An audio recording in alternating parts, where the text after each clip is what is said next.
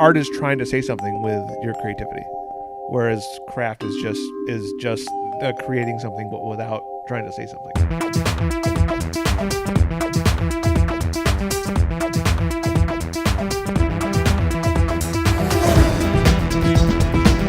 This is Jerry.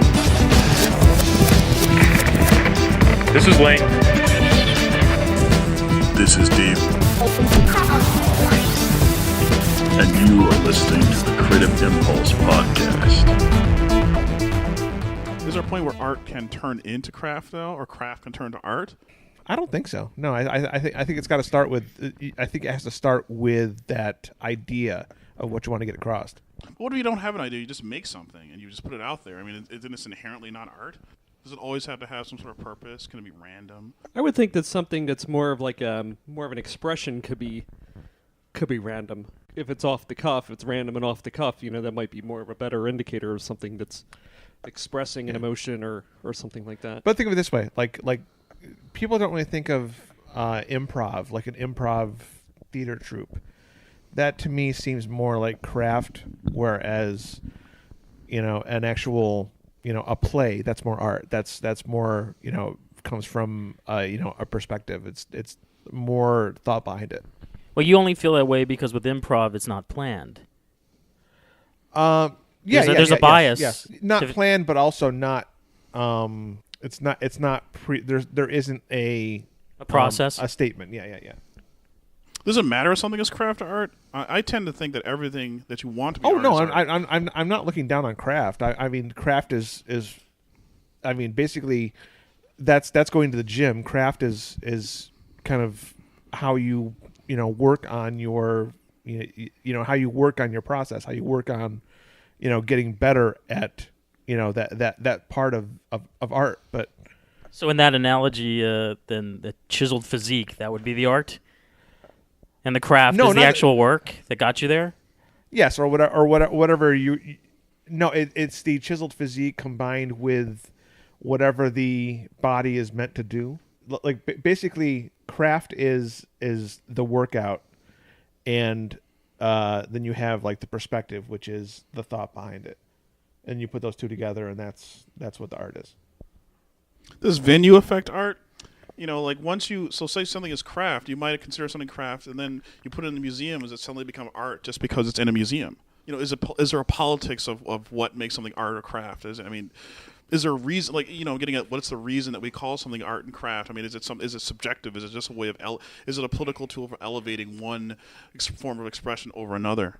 You take a comic book, somebody considers comic books craft, but then you put it in a museum and suddenly it's art. That's a monetary element there. Then you have like the more like abstract kind of art where somebody will take like a urinal or something and put it in a museum and say it's some sort of form of art. Duchamp contended that just the act of choosing an object, in this case a pissoir, is by definition a creative undertaking. In addition, he believed that negating an object's functionality actually creates art. By exhibiting the object, and by giving it a title, the artist then endows the object with entirely different notions, entirely new meanings. Would it be immature to put a sound effect of a toilet flushing? Not at all. Are you talking? No. You have a problem with that, I'm asking. No, not at all. Because I don't think I'd be able to help myself in the editing process. Okay. I understand. Okay. It's craft. Is there you go. No, it wouldn't be craft that's the anymore. art. That's crap. It's not craft anymore. It's crap. By the way, just saying, is having a urinal in your own house like the most baller move ever?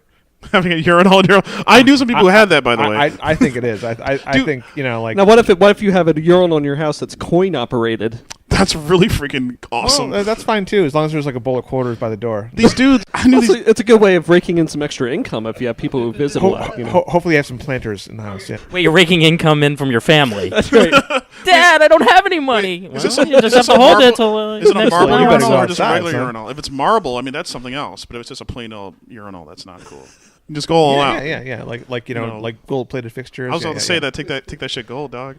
I'm an American standard man. We're Or flushies. That's like food. There's nothing stopping you. Would it use water or Except for your income. that's the main thing. Yeah, like, I wanna be a baller, people that are nothing. very like high end about the toilets are called flushies. Flush. You know, Are you serious? Yeah, it's like foodies, but Flushies. for toilets and urinals. That sounds fetishistic. You started a Well, thing. I'm sure there's a fetish, like a fetish side to it. Yeah. Have you guys heard about the squatty potty yet? Oh yeah, go tell him about it, dude. The squatty potty. The All right, this squatty sounds good. potty is outstanding. It's basically just a stool, and it aligns your body the correct angle to basically take a shit. And Oh, so this is like the squat toilets in like India. Yeah. yeah. Well, for many years, people used to just squat to take a shit, and that's how the body naturally Natural. does it. So you do realize we're the only mammals that like shits into porcelain. Yeah, because no other mammal has the intelligence to build porcelain. I think other Band the animals brain. don't really. Maybe they don't have access to porcelain like we do. Hey, if they It's did, a supply they and would. demand issue. Maybe. It's an economic barriers to porcelain. You can train cats to poop in the toilet. I mean, Just because you can teach them to go in the toilet, but they'll intentionally because you know that they know that you know they can do it. You can lead an They'll just- animal to they'll- porcelain, But they'll just go out. Yeah, that's right. but you can't make them flush. They'll go outside just to spite you. They'll say, "Look, I know I can do this, but fuck you." animals don't flush. And they don't put down the seat. Why? What caused you to bring up this topic anyway? Craft versus art. Craft I don't know. works. It's just something that's on my mind sometimes. I kind of wonder. I just kind of wondered like this idea of why why do we do what we do? Like I part of why it came to mind is that in my daily job, I'm a designer, and sometimes I question, I wonder, is the work that I do just work, or is it art? Is it craft? I without hands down, the art that I produce outside of work, I think of as art. So I kind of wonder, well, how? So I kind of, but I question the stuff I make every day because I'm paid to do it. Essentially you're being a technician. You're getting paid to be a technician, but the art that's satisfying to you is what you do when you get home. So I mean that's more closer. I think that's closer towards being like the definition of art, because art I would think is something that kind of speaks to you. As opposed to art is something that you would use to like create like a web newsletter or something like that, or some sort of email that you would send out to someone. My thing is like you're a designer. I'm a writer. What we do for our jobs isn't art, but I think that everyday kind of heavy lifting of having to crank out copy or having to crank out designs does further your art, because it's basically it's keeping the muscles sharp, keeping keeping the ideas sharp, but it's also it makes you really want to do the artistic stuff out of work. He actually said it well. He actually said that what we do at work is not art, which pretty much is not for the most part. What we do outside of work is, and the craft. You always work on your craft. You don't consider the craft the end result of the art. So when I'm working on like better ways to set up typography, that I'm working on my craft. But you don't think? So it's funny. It seems paradoxical to me that you're a person who really loves design. Like design is your. I thought. Well, actually, I always thought design was your art. So I was think it's funny that you don't think of design as art, because I almost wonder it's devaluing what you do, what you love. No, people put a value of looking at design as art. But it's all still design. It is a little weird. It's utilitarian. That doesn't mean it can't be awesome. Yeah, like I mean, like automotive design. It needs to be functional, and it needs to have low wind resistance and all these other engineering things built in. But it can still be beautiful. But to me, that's like what Marco says. That's not art, because It's artful. There's an art to it, Mm-hmm. but it's like saying there's an art to building a perfect car is like, yeah, but that's not art. That's Well, then, because that's designed. That's all I was. is the issue with design because the monetary associations with it. Okay, I'm designing for a purpose. There's a purpose here. There usually is a client involved. I have to make compromises. So art can never really purely be realized within the context of design because there's all these compromises. Whereas art is usually associated with me expressing my vision without any of those restrictions. Is that the differentiation? But the funny thing about that, though, is art becomes big business. I mean, so right now I'm making this art and it's not selling. But what about when my art does sell? And all of a sudden I say, I need a new car, and I sell a painting for $15,000. I make a painting and it sells for $15,000. Is it still art then? Well, it just so happens that what pleases you as an artist coincides That's with right. the taste right. where people will pay Right. you. There was no compromise. You still created that art, whether it, it made. I mean, look at Van Gogh as a classic situation for that. In his own time, he was a pauper. He couldn't sell. But is there something about commodification wrapped up in that? Once, say I have I get famous for painting horses. And in the beginning, I love painting horses, and I'm just doing it, and I make no money. But suddenly, people are paying me to make horses, and they say, Dave, make me a horse. So I paint them a horse. And because they requested it and they're paying for it, does that make it not art anymore? No. Think of the old days when artists, the only way they made money was through patrons.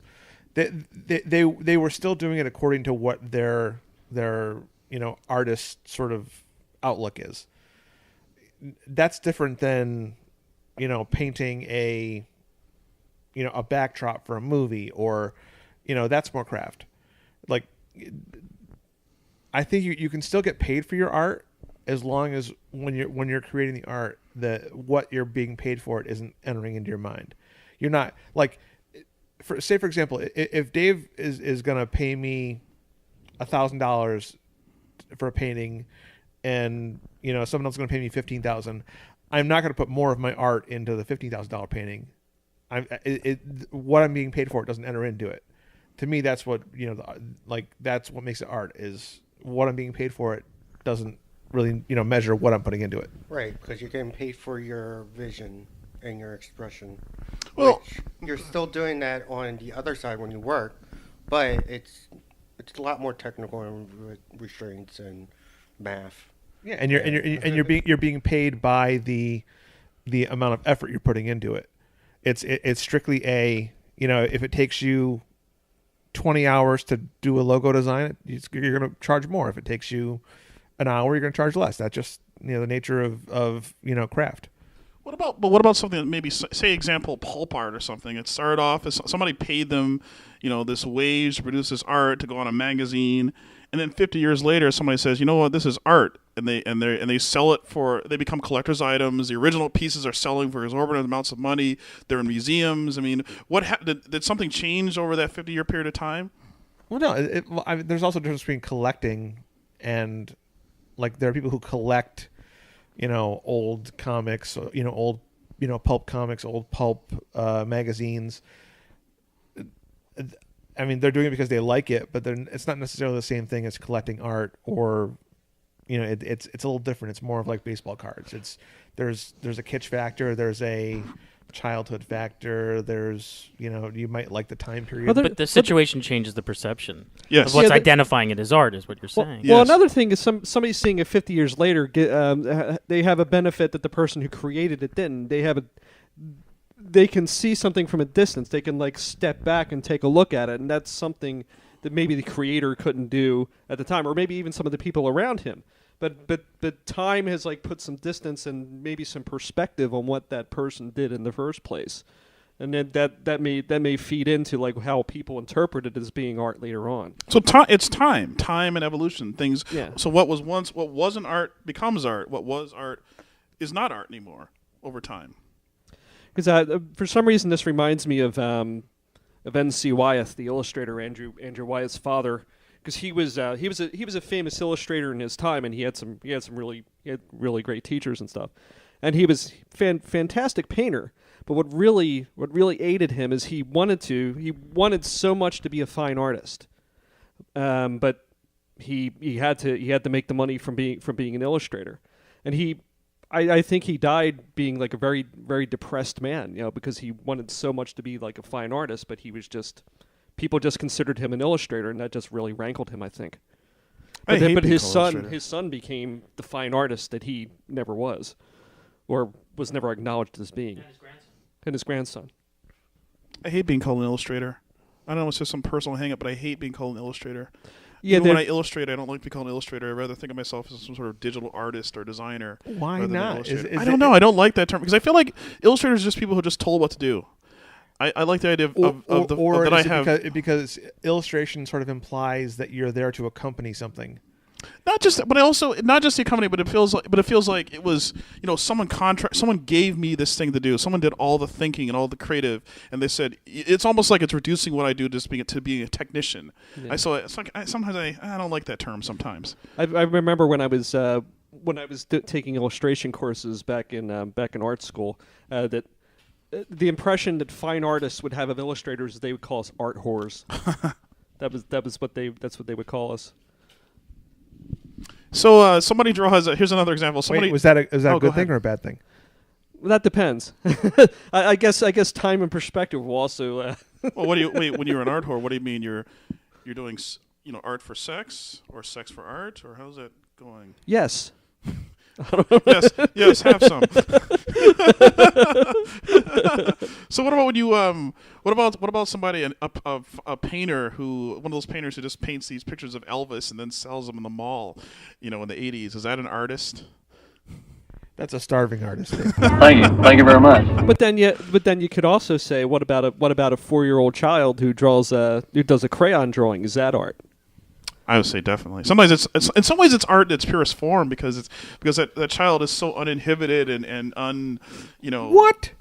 unshaped by the world. I feel like that was when I was doing my most pure form, my purest art when I was that age. That's pure expression. That's what you're talking about. It's pure expression. Expression is not art. In some ways, I feel like I'm. Oh, wait a minute. Expression's not art. I would Expression only is not art. Then is art in the eye of the beholder. Or the beer holder. Yeah. I feel like sometimes I go full circle as an artist as I get older, and that it's almost like I'm becoming 4 years old again when I make my art, even stylistically and even in what's happened to me mentally as an artist. I know I opened myself up to something right there. Go ahead, just do it. So, at 4, did you show your art to people? I did. So The basically, refrigerator everybody's was an full. artist, right? Everybody can do some type of art. I really believe you're that. doing art, right? I believe that. I believe we all are in a way. So is it more like art is when you get it in front of somebody and they look at it? No, because I think you can make art just for yourself. So the dude that does the Elvis picture and paints and sells it at a flea market, you said that's still not art. Well, It's people It's a good listening to their question. creative impulse. This is Jerry, and you're listening to the Creative Impulse Podcast. I guess it is art. I think that is art. It's just what it is. It's I think drawings and keep them up in your room and don't show them to anybody. Is that still art? There's still art. Okay. Yeah, there's a lot of bad art out there. Yeah. There's a lot of art there's a lot of people trying In to that do good art. In that and situation, you're the failing, yeah. beholder. I mean, you haven't shown it to the world, but you consider it art, so it exists as art within your own mind. Yeah. I don't know if it goes beyond that. I think that's part of the power of art. I think the establishment tries to tell us that we as individuals don't have the ability to say what is art. I think that's power. That the fact that when you realize that you have the right to say something is art, I think that's the way that people control you is having someone else tell you what is art, saying that this is art, but this isn't art. So that's like this way of telling you what you should. Well, value can there and be should good not art be. and bad art? I think that's subjective too. So there, I think it's subjective.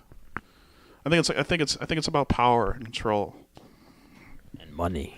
I think of design as a type of craft. Like design to me is like similar to architecture, or it's creating something functional. Is that let me ask Marco. Marco's not I wouldn't say Marco's not an artist because you DJ and all that stuff, and I've seen you do some other visual art pieces. But what do you feel like when you're at work and you're working as a designer? Do you feel as though that's a form of art? Do you feel as what is that process about? What is it when you're doing designing, that? I'm not doing art. What does it mean when you're designing? What does that mean to be a designer? It means I'm putting together a piece of functioning, let's say UI, and I'm taking everything into account: size, who's using it, I know my audience. I know what colors, type, elements that should be all put together into this one piece, and that was designed for that person or a group of people that's going to use it. So, is there any of you? Do you put any of you in it? Well, I am design. You're so ridiculous. You're the curator of design? We used to work for the curator of design. I mean, like, yes. What's going into me, it's what I've been working on my craft. So It's your style. it is my style, and I'm at a point where I'm basically the art director. So I have more freedom of expression than a poly senior and junior designer would have. So are there parts of it there are parts of what you make that is Marco, that differentiates itself from what another designer would do. There isn't a one size fits all solution. There is a Marco solution, and there's other solutions. Right. There's the right way, and then there's the wrong way. Lane, what do you think about that? Because we're always talking about we're always talking about putting more art into what we do, and so for us it's a little more. It feels more artistic for us, and in fact that's the whole reason. That's why I went into it, because that's the closest way I can find to getting paid on a daily basis to art. But are you doing it for yourself, or are you doing it for the person that's going to look at it? It's a little bit of both. Okay. It's a little bit of both. I mean, it definitely. How do you see your art working with them? Well, that's exactly it. At the end of the day, it's still about serving the client, serving the other person. But I try to put myself in it when I can, so I get some enjoyment out of it. Right, but is it functional after that? Yes, you want to make it functional. So you're not going to throw a wrench in there just because you need to. No, we wouldn't. Okay. No. Okay. What are we on? Was this like a court? There are designers that do that. Something? There are designers that they put in little in jokes just for themselves. Putting a little caricature in the corner that's worked into the background. It happens all the time in advertising. I think it's kind of funny, but I also think it's like sort of egocentric. I think that there's a distinction here between the kind of designer who's at a level that clients come to that designer because they want that designer's particular style of vision, or they have an illustrative kind of take. That designer seems to be more in that artist realm that you're talking about. Then there's the rest of us who, we're all lumped into this other thing, which is the craft, which people are generally, they're not generally coming to us for our particular vision. Maybe there are aspects of what we do that they want us to put into the work that we do for them, but it's not quite the same thing. The balance of power still is with them, the client. I'm talking about somebody like a Milton Glaser. People are coming to him. The balance of power, or a Sagmeister, or like a Chip Kidd, or exactly, Chip Kidd. exactly. Carson. Great example, Carson. Yes. So clients are coming to. This is the artist designer, I think. Those designers are also capable of creating art. I think. I think. But within the realm of design. Yes, within the realm of design. Yes. They're elevating their designs. They're elevating the craft to that level. Right. So somebody like Sagmeister actually would take a year off every 3 years and just work on design. And he'll just go to an island with his whole staff and just do like get a bunch of bananas and do typography. Like that, and that's him working on his craft. So he can do that design and art for his clients. Recharging the batteries. Exactly. That'll be cool as hell. I'd love to do that. Yeah, I love bananas. Yeah. So that's why. You really got the point of that story. The whole thing was about the bananas, right? That's what I took from that story. That's why I took away from it. Yeah.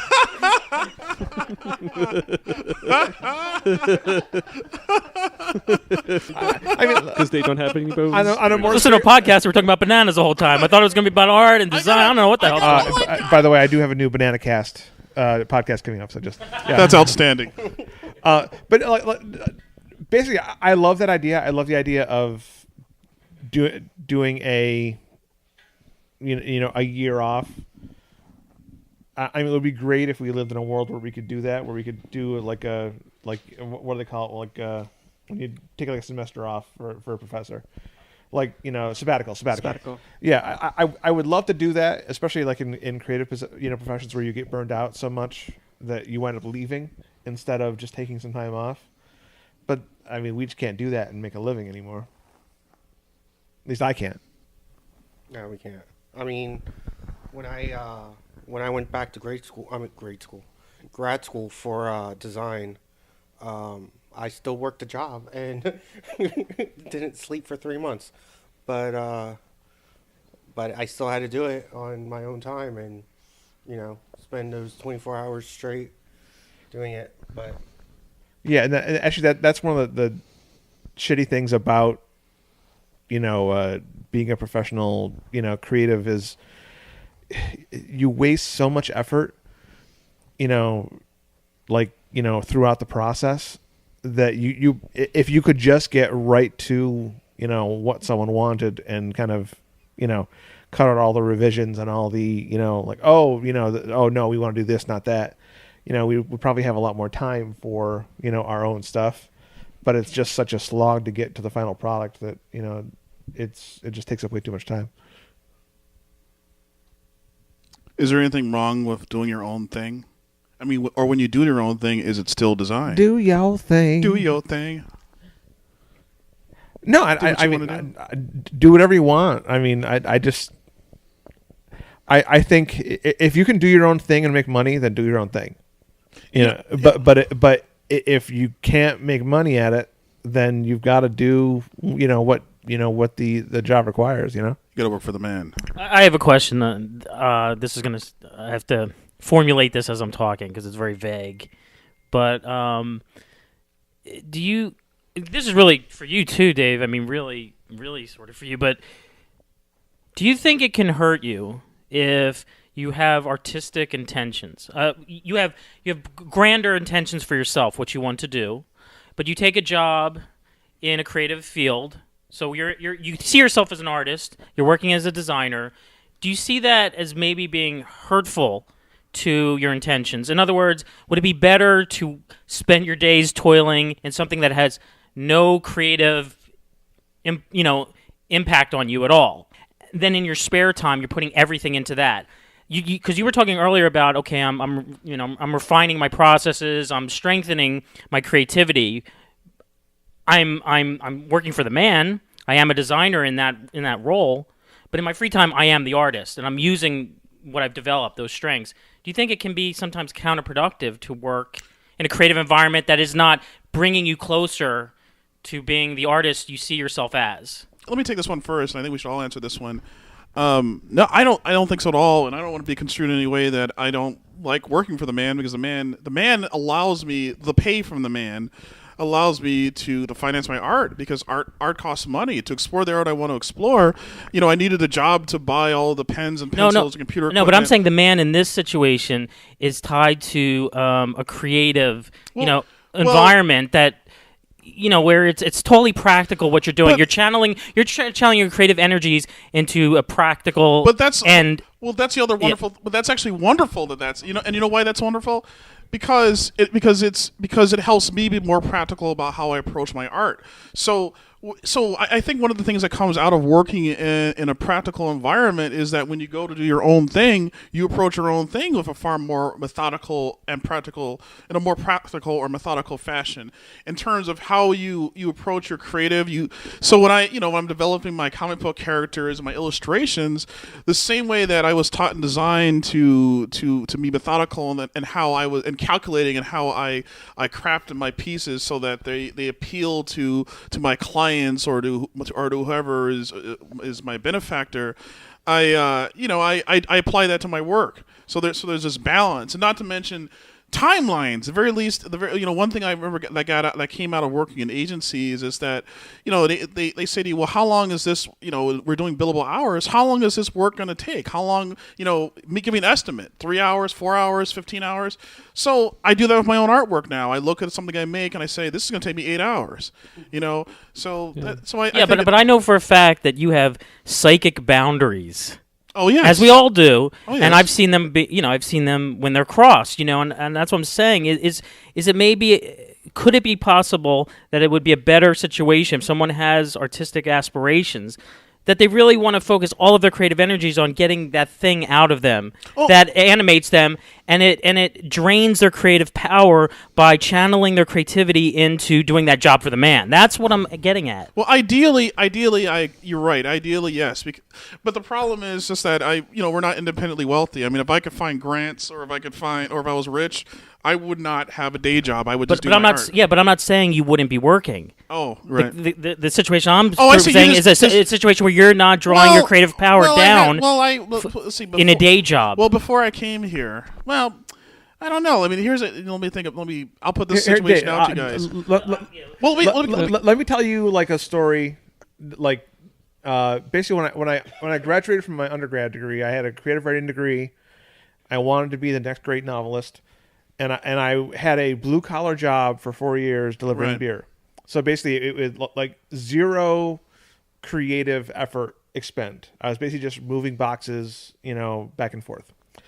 And I didn't do as much creative work then as I do now, even though I write full time, because I don't have the work ethic to sit down at a computer every day and write if I'm not also doing it for a living. I think it really depends on the person. If you have a great work ethic as an artist and you can sit down and draw or write every day, then great. Yeah, you can do it without having, something else, kind of gearing you up to do it. That wasn't me.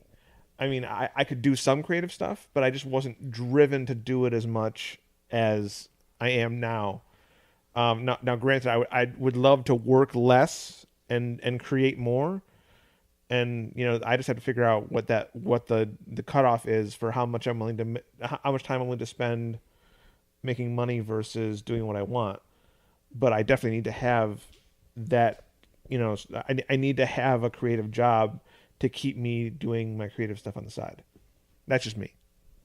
Creatives on the Side. That's a new movie coming out.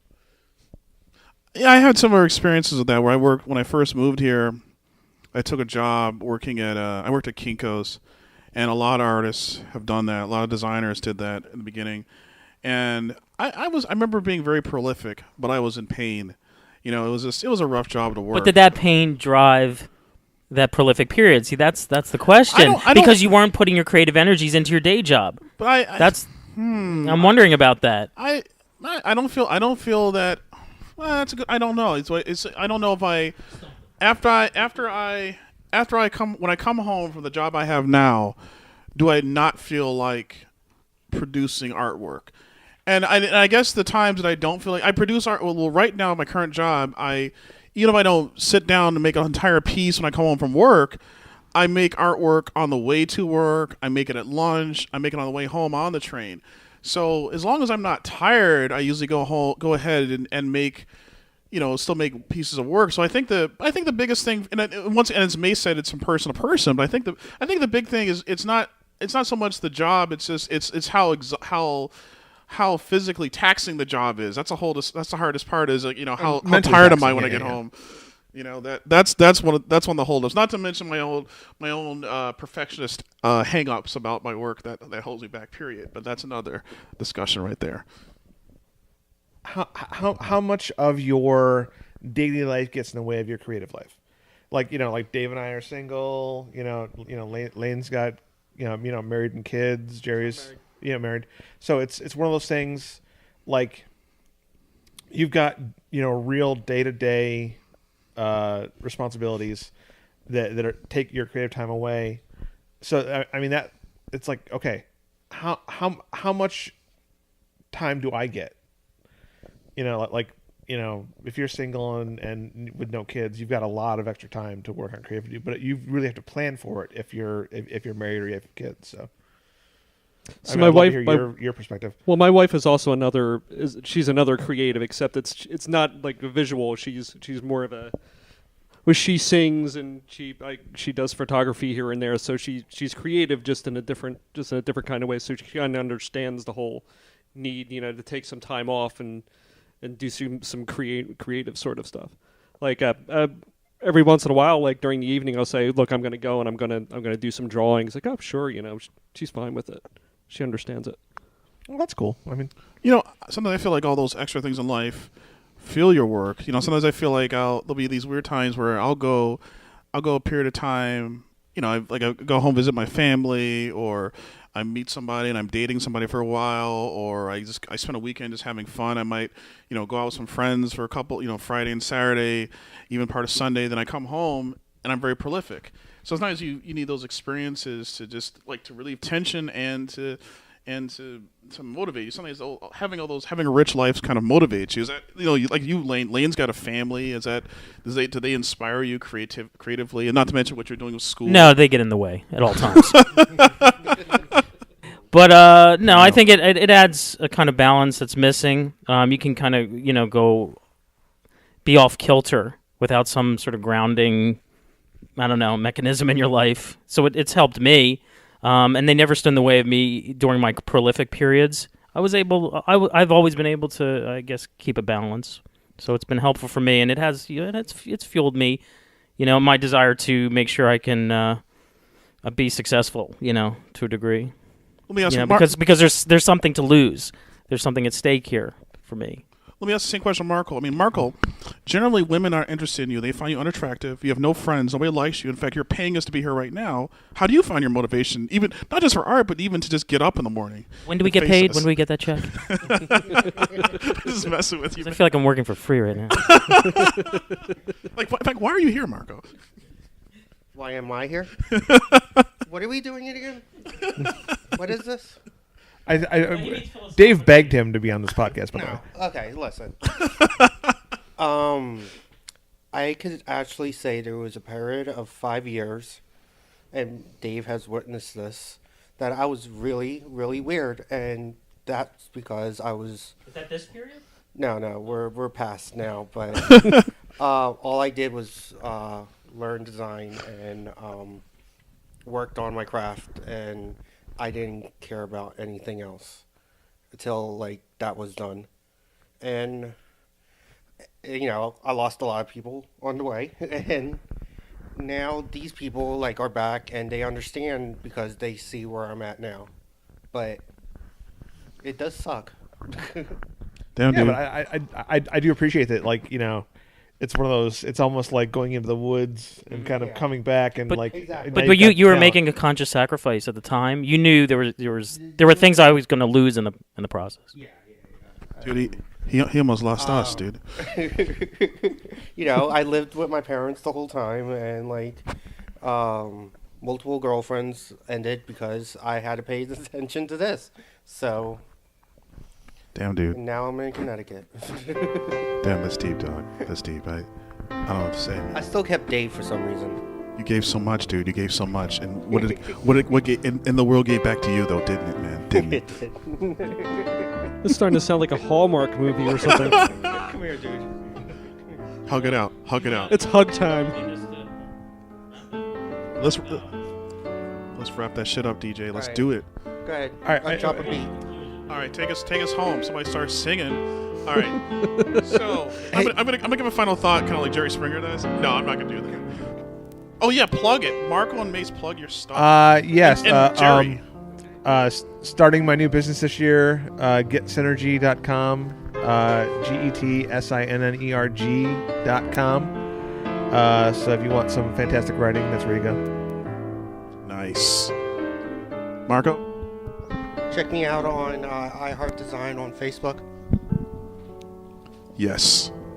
And you can check out my website at jeromatic.com, JEROMATIC. It has a link to various efforts.